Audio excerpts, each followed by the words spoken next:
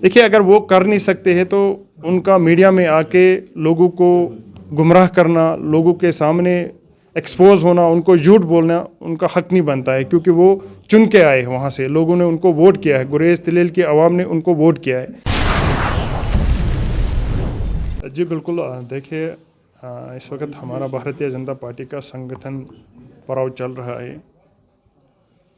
बहुत ही जल्द आप देखेंगे कि पूरे हिंदुस्तान के साथ साथ हमारे जम्मू कश्मीर के अंदर भी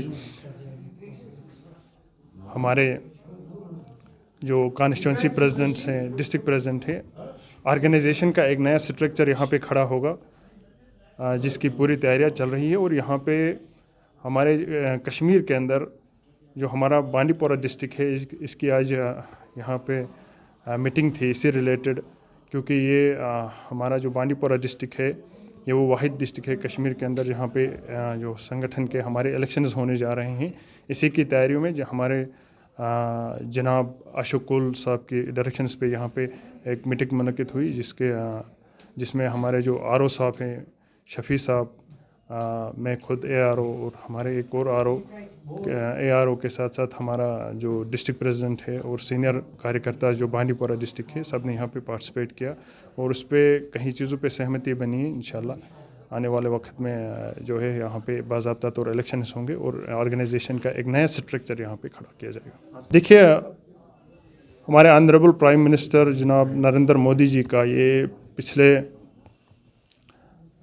10-15 रोज़ के अंदर दूसरा दौरा है जम्मू कश्मीर का। उन्होंने जहाँ पहले जो है रेल सर्विस का इफ्तिताह किया, उसके बाद जिस तरीके से उन्होंने हमारे जो टनल है, ये सोनमर्ग टनल का इफ्तिताह किया कर, हम अपनी तरफ से तहे दिल से मुबारकबाद पेश करते हैं हमारे ऑनरेबल प्राइम मिनिस्टर साहब को। जिस तरीके से उन्होंने पहले ही कहा है कि जम्मू कश्मीर को भी विकसित भारत का एक हिस्सा बनाया जाएगा, और इसी के तहत उन्होंने जो कई अहम प्रोजेक्टों का इफ्तिताह किया। इंशाल्लाह ये कारवां तो चलता रहेगा।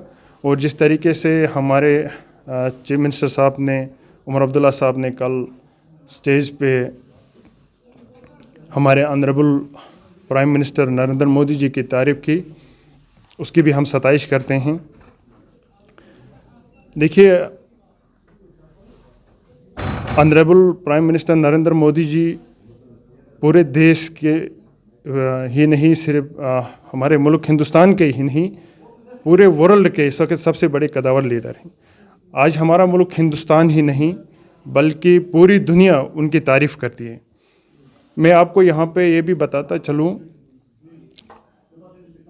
कि हमारे honourable prime minister Narendra Modi ji जहाँ पे भी जाते हैं पूरे वर्ल्ड के अंदर, उनकी वहाँ पे तारीफ़ की जाती है, उनको वहाँ पे वेलकम किया जाता है। और आज जम्मू कश्मीर के अंदर जिस तरीके से यहाँ पे हमारे चीफ मिनिस्टर साहब ने तारीफ़ की, उसकी हम सताइश करते हैं। लेकिन साथ ही साथ हम यहाँ पे ये भी कहना चाहेंगे कि जिस तरीके की स्पीच कल उमर अब्दुल्ला साहब की तरफ से रही, उन्होंने हालांकि बॉर्डर एरियाज़ का भी नाम लिया कि honourable prime minister Narendra Modi ji की सरबराही में बॉर्डर एरियाज़ में बहुत तरक्की हुई है, उन्हें गुरेज़ का भी नाम लिया। लेकिन मैं एक बात उमर साहब को याद दिलाना चाहूँगा कि पार्लियामेंट इलेक्शन के दौरान उन्होंने गुरेज़ का दौरा किया, जहाँ वो बारामूला से खुद पार्लियामेंट इलेक्शन लड़ रहे थे। गुरेज़ के अंदर उन्होंने उस वक़्त हमारी भारतीय जनता पार्टी को तनकीद का निशाना बनाया था कि उन्होंने पिछले सालों में गुरेज़ को टनल नहीं दिया वगैरह वगैरह, उनके काफ़ी चीज़ों पे टारगेट किया था। तो मैं उमर साहब से ये कहना चाहूँगा यहाँ पे, उमर साहब, प्राइम मिनिस्टर साहब भी वहाँ पे मौजूद थे, हमारे ऑनरेबल प्राइम मिनिस्टर साहब, साथ में हमारे ऑनरेबल जो ट्रांसपोर्ट मिनिस्टर है नितिन गडकरी साहब भी थे वहाँ पे, हमारे ऑनरेबल LG साहब भी थे वहाँ पे। आपके पास एक मौका था, आप कम से कम गुरेज़ के बारे में ज़िक्र करते, गुरेज़ बांडीपोरा रोड टनल का आप ज़िक्र करते। ये आपके तरफ से गुरेज़ वालों के लिए एक गिफ्ट होता अगर आप बात करते। लेकिन सितम ज़रीफ़ी की बात है, पिछले आप यूँ मान के चलिए 18-20 सालों से जब भी पार्लियामेंट इलेक्शन हुआ है, असम्बली इलेक्शन हुआ है, वहाँ से नेशनल कॉन्फ्रेंस ने लीड ली है। असम्बली इलेक्शन नेशनल कॉन्फ्रेंस ने जीता। जो पार्लियामेंट इलेक्शन हुआ था वहाँ से भी अक्सरियत जो है नेशनल कॉन्फ्रेंस ने, लेकिन उसके बावजूद उन्होंने वहाँ पे टनल की बात करना ऑनरेबल प्राइम मिनिस्टर के सामने, ऑनरेबल प्राइम मिनिस्टर साहब के सामने, ऑनरेबल ट्रांसपोर्ट मिनिस्टर साहब के सामने ये बात करना उन्होंने मुनासिब नहीं समझा।